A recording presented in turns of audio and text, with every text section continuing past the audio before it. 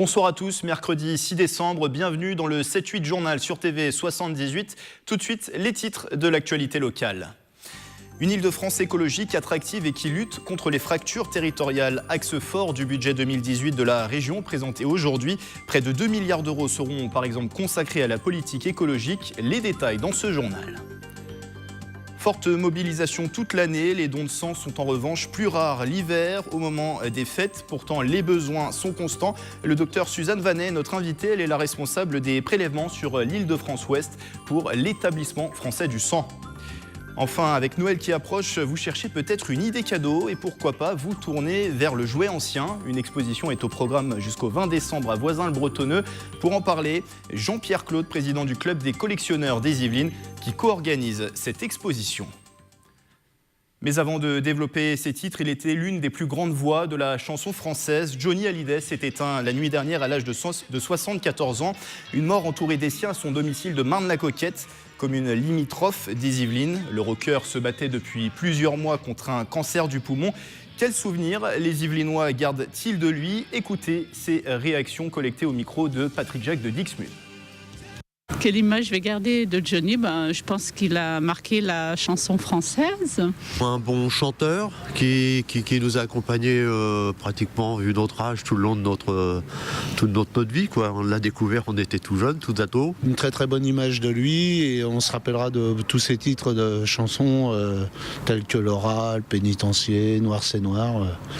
C'est un grand homme qui s'en va. C'est quelqu'un quand même d'exceptionnel. Je crois que tout le monde regrettera ce personnage qui était hors norme. Ça va faire 3-4 générations qui vont être atteintes, c'est plutôt rare. J'ai 51 ans, il a baigné mon enfant. J'ai aucun disque de lui chez moi, mais malgré tout, je connais moult de ses chansons. Ça a bercé notre jeunesse. C'est les premiers slows que j'ai fait avec mon mari, c'est sur Johnny Hallyday. Malheureusement, notre génération garde une image de lui un peu dans l'agonie, à toujours faire des fake news sur est-ce qu'il meurt pas.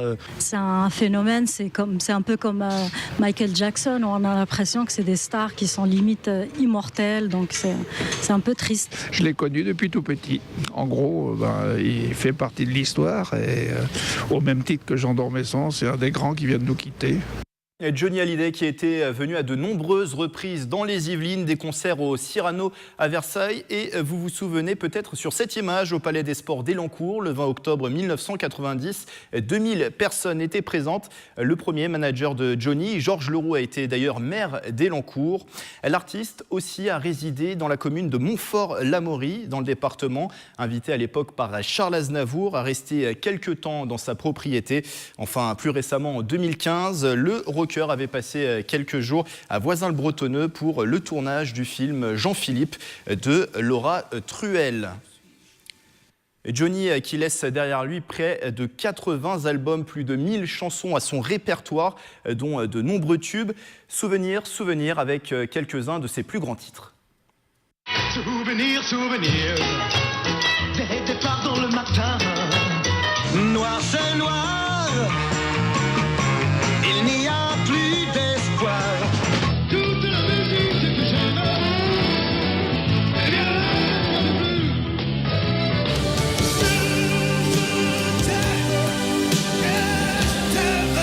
je t'aime. Elle a fait de moi un fou d'amour. On m'a trop donné, bien avant l'envie, j'ai oublié les rêves et les merci. Allumez le feu, et faire danser, oui, les diables et les dieux. Et à ne pas manquer ce soir sur TV 78, large page consacrée à la mort de Johnny Hallyday dans le 7-8 Culture de Mélanie Poquet. Le reste de l'actualité de ce mercredi 6 décembre, marqué par la présentation cet après-midi du budget 2018 de la région Île-de-France. Valérie Pécresse a présenté les grands postes de dépenses de l'an prochain, avec notamment un rééquilibrage entre les investissements et les dépenses de fonctionnement. Les précisions de Nicolas Kirillovitz. Des investissements en hausse, des dépenses de fonctionnement en baisse. La recette budgétaire de Valérie Pécresse reste inchangée pour 2018. La région Île-de-France se fixe notamment comme objectif principal de devenir la première métropole écologique d'Europe.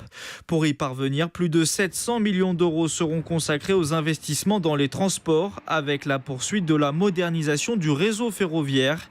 Dans le sport, la culture ou encore la ruralité, la région dépensera également l'an prochain près de 300 millions d'euros pour tenter de réduire les fractures territoriales et sociales entre Paris et la banlieue.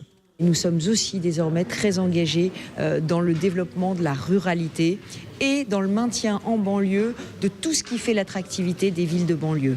En clair, ce que nous voulons, c'est que l'on puisse trouver du travail près de chez soi, vivre en banlieue et que toute la richesse, toute la culture, tout le sport, toute l'attractivité ne soit pas captée par Paris. En charge des lycées, la région consacrera également aux établissements 780 millions d'euros. La formation professionnelle et l'apprentissage se voient eux dotés d'une enveloppe de 570 millions d'euros. Enfin, le déménagement du siège de la région en banlieue et la réduction des effectifs permettront d'économiser près de 40 millions d'euros. Dans les rangs de l'opposition, les critiques sont nombreuses pour juger ce troisième budget de l'ère Valérie Pécresse. Le groupe socialiste évoque notamment une politique sans ambition pour les Franciliens. Le vote du budget par les élus est prévu entre le 18 et le 20 décembre prochain. Ça sera non. Cette dépense, elle a coûté 3 500 € à la commune d'Elancourt. La police municipale de la commune compte un équipement supplémentaire. Armés depuis mai dernier, les agents disposent désormais de caméras piétons. 5 appareils ont été remis ce lundi par le maire de la ville, Jean-Michel Fourgousse. Des dispositifs portés au niveau du torse ou de l'épaule, déclenchés au besoin par les policiers et qui peuvent enregistrer l'image et le son. Les images filmées sont ensuite mises à disposition de la justice en cas de litige. Propos recueillis par Patrick Jacques de Dixmude et Nicolas Kirillovitz. C'est un vrai plus pour la sécurité aussi bien des agents. On va le faire différemment. C'est plus pour la sécurité des victimes, des mises en cause et des agents. Il y a des noms d'oiseaux qui sont échangés. Et pour souvent la parole des agents, que ce soit de la police nationale, gendarmerie ou police municipale, souvent sont remis en cause lors d'enquêtes de procédures annexes. Et donc voilà, c'est une sécurité, une garantie aussi que pour les agents de police. Ces caméras piétons sont en phase de test jusqu'en juin 2018 à Elancourt. Les policiers municipaux de Montigny-le-Bretonneux sont également équipés de ce dispositif. Avec moi sur ce plateau, docteur Suzanne Vanet, bonsoir. Bonsoir. Vous êtes le médecin responsable des prélèvements sur l'Île-de-France-Ouest pour l'établissement français du sang, l'EFS, qui a lancé lors du passage à l'heure d'hiver, c'était le 28 octobre dernier, une invitation aux donneurs à profiter de l'heure gagnée finalement pour améliorer le niveau des réserves de sang. L'hiver, c'est une période difficile en ce qui concerne les dons du sang ? L'hiver, c'est une période difficile et surtout donc les périodes de fin d'année parce que tous les donneurs, comme beaucoup de personnes, sont préoccupés par d'autres choses, les fêtes en particulier. Et pourtant, les malades, eux, ils sont toujours présents, que ce soit l'hiver, l'été. Et donc, par expérience, l'EFS sait que c'est difficile de pouvoir mobiliser, d'où les appels aux dons pour ces périodes-là. Et donc, ils sont concernés par d'autres sujets. Et est-ce que aussi on peut rechercher une raison sur des maladies qui reviennent chaque année, la grippe, la gastro par exemple, pour ne citer qu'elle, ça peut expliquer aussi le fait qu'il y ait moins de mobilisation ? Tout à fait. Il y a moins de mobilisation. Les gens savent qu'effectivement, il ne faut pas venir donner quand on est malade, pour ne pas transmettre de maladies aux gens qui sont déjà malades. Et effectivement, il y a peut-être une autocensure, mais malgré tout, il faut dans ces cas-là, si j'ose dire, chercher à sensibiliser les gens autour de soi et venir. Il faut savoir qu'en Île-de-France, on a besoin chaque jour de 1700 donneurs pour pouvoir soigner les patients. Et que ça soit l'hiver, l'été, les besoins restent les mêmes. Les besoins restent les mêmes. Sachant d'autant plus qu'en début d'année, il y a une recrudescence de besoins, parce que beaucoup de personnes viennent de se faire opérer en janvier et que pour ça, il faut qu'on soit prêt. D'autant plus que ces produits sanguins, ces stocks de produits sanguins ne sont pas illimités dans le temps. Il faut les renouveler de manière régulière. Exactement. Les produits sanguins des globules rouges vivent pendant 42 jours. C'est quand même assez court. Des plaquettes, c'est 5 jours. Donc, c'est tous les jours qu'on doit trouver des donneurs qui viennent donner leurs plaquettes parce que les plaquettes meurent. Le plasma, on en a besoin de telle quantité pour pouvoir en faire des produits utiles aux malades qu'il en faut beaucoup. On a tendance à présenter le don du sang comme un acte citoyen, c'est tout à fait ça. C'est être citoyen, c'est partager, c'est des valeurs qui sont très fortes en France. Partager son pouvoir, de pouvoir faire durer la vie. Il n'y a pas besoin d'être médecin pour pouvoir soigner quelqu'un, pour pouvoir l'aider à mieux vivre, pour pouvoir vivre plus longtemps. On peut être tout simplement quelqu'un comme vous et moi. Les stocks de produits sanguins, le don du sang, à quoi servent-ils? Pourquoi sont-ils primordiaux? Alors, le sang est utilisé pour plein de choses.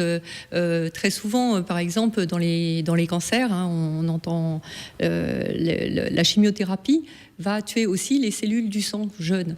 Donc, on va guérir d'un cancer, mais on ne va pas avoir de possibilité de se prémunir d'infections, de choses comme ça, par manque de cellules. Donc, il va falloir faire des transfusions de plaquettes, par exemple. Les hémophiles ont besoin des facteurs de coagulation, ça se trouve dans le plasma. Il y a des anticorps. Vous vous piquez, par exemple, parce que vous avez fait votre jardinage, et ben, vous n'avez pas fait votre vaccination anti-tétanos, on va vous apporter des anticorps pour pouvoir passer ce cap. Donc, en fait, on a besoin, dans le sang, il y a beaucoup de choses qui sont extrêmement intéressantes et nous sommes là pour expliquer ça aussi aux donneurs, pour leur donner envie de continuer à venir. Rappelons aussi quelles sont les conditions pour donner son sang. Alors il faut avoir entre 18 ans et 70 ans, en fait exactement la veille de ses 71 ans. Il ne faut pas avoir de maladies graves comme une insuffisance rénale, cardiaque, pulmonaire. Il ne faut pas avoir eu de cancer et puis pas être malade, bien sûr. Et puis, voilà. Il y a aussi certains pays, il faut faire attention, où il y a un ajournement de 4 mois. Tout ça, vous pouvez l'avoir sur le site de l'EFS, don2sang.fr. Qui s'affiche actuellement en bas de l'écran. Merci.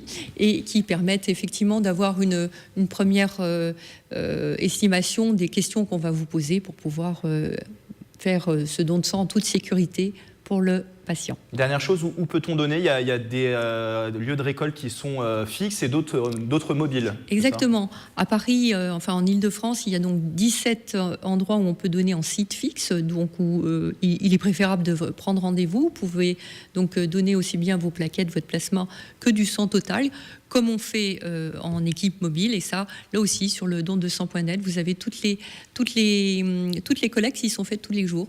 Près de chez vous. Merci, Dr Suzanne Vanet, d'avoir été avec nous. Merci. Je rappelle, médecin responsable des prélèvements sur l'Île-de-France-Ouest pour l'établissement français du sang. Et pour toutes les informations sur le don du sang, vous pouvez vous rendre sur le site internet qui s'affiche en bas de l'écran. En cette période de fête qui approche, ces stocks-là sont pleins, ceux des magasins de jouets. Le Père Noël prépare actuellement sa tournée. Il dépensera plus cette année. Quels sont les jouets que l'on retrouve en tête des listes des enfants? Enquête réalisée par Nicolas Dandry. Le Père Noël sera plus généreux qu'en 2016. Il offrira en moyenne 9 cadeaux de Noël. Selon une étude TNS Sofres, le budget est fixé à 261 € contre 247 € l'an dernier. Mais 26% des personnes interrogées s'attendent à franchir les 400 € de dépenses. On essaye de suivre la liste en fonction pour faire plaisir aux petits-enfants et en fonction des prix aussi, par contre. C'est vrai qu'on regarde si on trouve plus ou moins cher à un endroit en essayant de leur trouver ce qu'ils aimeraient. Oui, on suit une liste, mais bon, ils veulent tout. Donc on refait un petit peu la liste par rapport à ses goûts et ses envies qu'on connaît. Je choisis par rapport à l'ordre de préférence. La liste, elle est numérotée avec le numéro 1 en fonction de ce qu'ils ont choisi. On privilégie le moins cher par rapport à la liste, quoi. Bien sûr, en essayant de favoriser le premier cadeau choisi, quoi. Le jouet phare de ce Noël 2017, c'est ça. Le slime, une sorte de pâte à modeler déstressante. C'est un produit qui est devenu viral en fait sur Internet et notamment sur Instagram où aux États-Unis vous avez plein d'Instagrammeuses qui font des vidéos de leur slime dans lesquelles elles viennent mettre des paillettes, des couleurs, des textures différentes, voilà. Donc la grosse tendance chez les garçons, c'est les toupies. C'était à la mode il y a encore quelques années, 5 ans, et c'est revenu très très fort et notamment avec les toupies Infinity Nado. Qui sont un véritable carton qui fonctionne très très bien dans les cours de récré.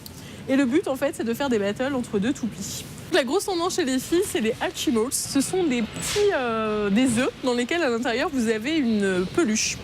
La surprise aussi est dans le fait qu'on ne sait pas du tout ce qu'il y a comme animal dans votre œuf Hatchimals. À côté des magasins de jouets, il y a Internet. 60% des Français prévoient d'effectuer leurs achats de Noël en ligne. Enquête réalisée par Nicolas Dandry. En revanche, la voix est-elle bien signée d'Aurélie Ronze. Et au lieu de suivre la tendance, pourquoi ne pas vous fier aux jouets anciens? Une exposition est consacrée à ce sujet jusqu'au 20 décembre à l'espace de Coville de Voisins-le-Bretonneux. 2500 objets présentés au public. Et si vous avez été bercé dans votre enfance par Casimir, les anciens Lego ou encore les poupées parisiennes, ce reportage devrait vous intéresser. Camille Lambert, Mickaël Elmidoro et Léa Rech. Un véritable voyage dans le temps. Depuis le 2 décembre, la maison de Coville de Voisins-le-Bretonneux organise une exposition gratuite sur les jouets anciens pour les petits et les grands. Plus de 2500 objets sont exposés dans cette caverne d'Ali Baba pour collectionneurs. Vous retrouvez tous les jouets de 1880 à 1980 à peu près. C'est la nostalgie, je le vois dans le regard des adultes. Plus que presque que les enfants encore, je dis les adultes qui ont les yeux comme des billes en retrouvant le télécran ou en retrouvant le Casimir, ça fait plaisir, vraiment. C'est une expo où les gens arrivent avec le sourire à la porte. Parmi les 200 mètres carrés de l'exposition, les visiteurs peuvent découvrir une maquette Lego de 100 000 pièces ou encore des jouets rares comme ce jeu de pêche à la ligne datant de 1890. Le jeu de la pêche à la ligne consistait premièrement, à faire entendre la sonorité aux enfants et deuxièmement, à aller pêcher des objets avec un aimant. Le but, c'est de pêcher l'objet avant que l'objet ne passe sur le pont. Donc l'enfant pêchait un objet, il le prenait et regardait. Et là, il avait pêché, par exemple, effectivement, une chaussure. En bois, en fer blanc, en plastique ou en métal, les jouets permettent également aux visiteurs d'observer une part de l'histoire selon les organisateurs. J'étais assez frappée par la fille qui avait le fer à repasser, la machine à laver et la dinette, et le garçon qui jouait plutôt aux gendarmes et aux voleurs, aux petites voitures, et puis le garçon qui avait un métier, la fille un peu moins, je trouve. Voilà, c'était en préparant ça, c'est ça qui m'a frappée. L'exposition se déroule du mardi au dimanche jusqu'au 20 décembre, une excuse pour retomber définitivement en enfance à l'approche des fêtes de Noël. On continue de parler de cette exposition sur les jouets anciens sur ce plateau avec une personne qui s'est mise en scène pour nous dans ce reportage, c'est Jean-Pierre Claude, bonsoir. Bonsoir. Vous êtes le président du club des collectionneurs des Yvelines qui co-organise cette exposition de jouets anciens à Voisins-le-Bretonneux. Je le rappelle, c'est jusqu'au 20 décembre. Un mot déjà sur votre association, le club des collectionneurs. Ça regroupe une 50aine de passionnés et ça fait 30 ans cette année que cette association existe. Eh bien, comme vous venez de le dire, cette année, nous avons fêté nos 30 ans. Et nous avons actuellement une 50aine d'adhérents qui ont tous effectivement des collections aussi différentes que variées, qui nous ont permis de faire un certain nombre d'expositions, dont les expositions 14-18 de Montigny-le-Bretonneux et de Voisins-le-Bretonneux. C'est ça, il y a finalement des sujets divers et variés de collection, ça touche tous les thèmes finalement. Tous les thèmes, et c'est une des raisons pour lesquelles, avec la mairie de Voisins-le-Bretonneux, nous organisons au moins tous les 2 ans une exposition thématique. Une exposition thématique qui, cette année, donc, porte sur les jouets pour vos 30 ans, cette année. Et pour les 30 ans, nous avons choisi, dès l'année dernière, une exposition sur les jouets pour le mois de décembre, puisque celle-ci touche aussi bien une population plus ancienne que jeune. D'accord. Et donc, j'allais vous demander pourquoi, cette année, choisir le thème du jouet ancien. On approche de Noël, forcément, donc on se dit, c'est tout à fait trouvé de faire cette exposition à ce moment-là, mais pourquoi le jouet ancien Alors pourquoi le jouet ancien? Parce que cette année, nous voulions faire une exposition ludique compte tenu de l'ensemble des événements qui se sont passés dans les années passées, qui n'étaient pas tous très réjouissants. Alors nous avons voulu donner un petit peu de bonheur à l'ensemble de la population. On a vu tout à l'heure un sujet sur les tendances de Noël en termes de jouets, donc des tendances actuelles. Dans ce monde de nouveautés, est-ce que le jouet ancien a toute sa place ? Eh bien, le jouet ancien a toute sa place et en particulier, il a été montré le Lego et il faut savoir que le Lego qui a commencé dans les années 55-60 est le jouet le plus vendu au monde. C'est une des raisons pour laquelle nous... Qui traverse les générations. Et qui traverse les générations. Et c'est une des raisons pour laquelle nous l'avons mis à l'honneur à Voisins-le-Bretonneux dans notre hall. Et ça peut être aussi intéressant que des personnes, des parents, des grands-parents se rendent sur cette exposition avec leurs enfants, leurs petits-enfants.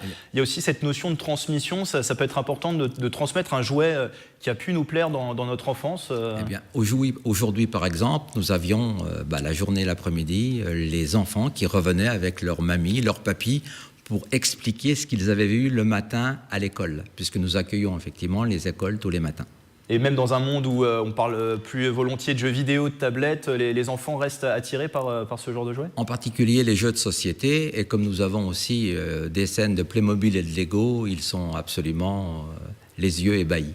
Alors sur cette exposition, on l'a dit, 2500 pièces qui sont visibles à l'espace de Cauville. C'est une collection importante. Comment ça a été rendu possible de regrouper cette collection aussi importante ? Nous avons travaillé dessus sur l'organisation depuis plus d'1 an. Nous avons dû, en plus, effectivement, des pièces hyper particulières qui sont l'apanage des membres des collectionneurs, rechercher des partenariats. Et nous avons lié 2 partenariats privilégiés, pour dire 3. Le Ramboli-Train à Rambouillet pour exposer ses trains,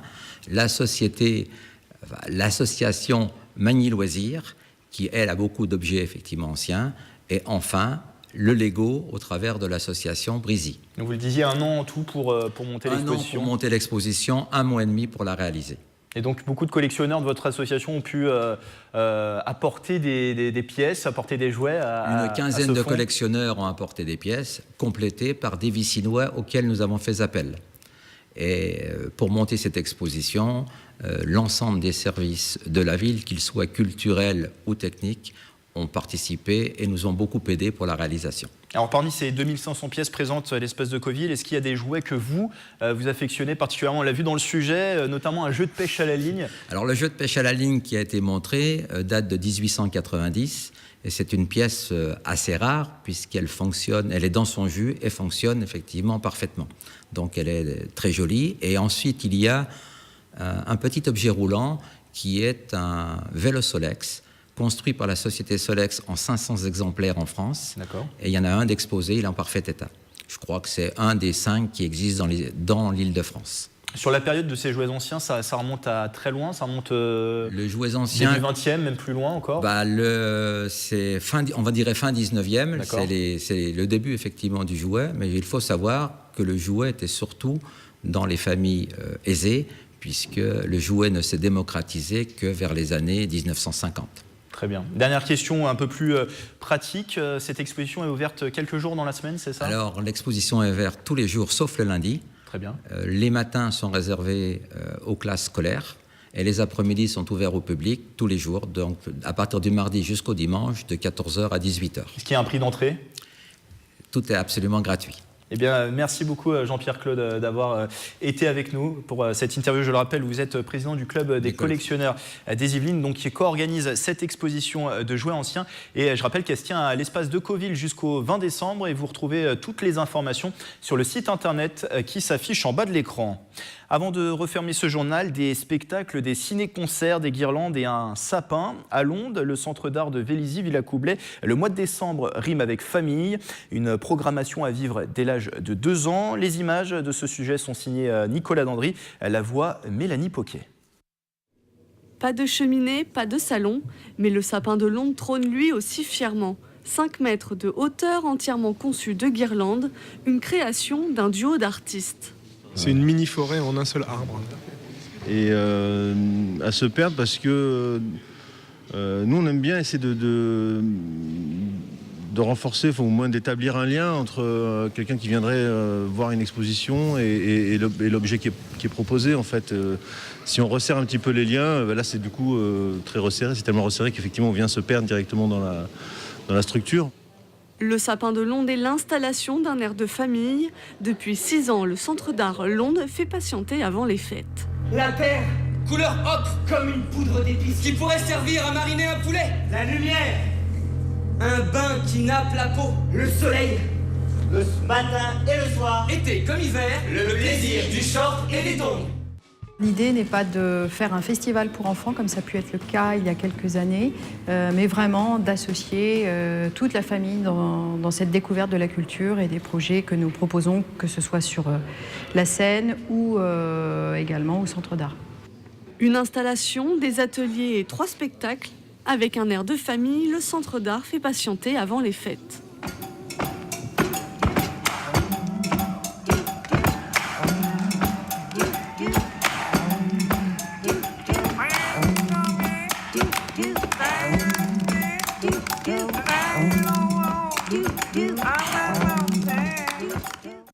C'est la fin de ce 7-8 journal. Je vous le rappelle, ce soir, large page consacrée à la mort de Johnny Hallyday. La rockstar s'est éteinte à l'âge de 74 ans. Une mort entourée des siens à son domicile de Marne-la-Coquette, une commune proche des Yvelines. Et donc une page spéciale est à retrouver ce soir.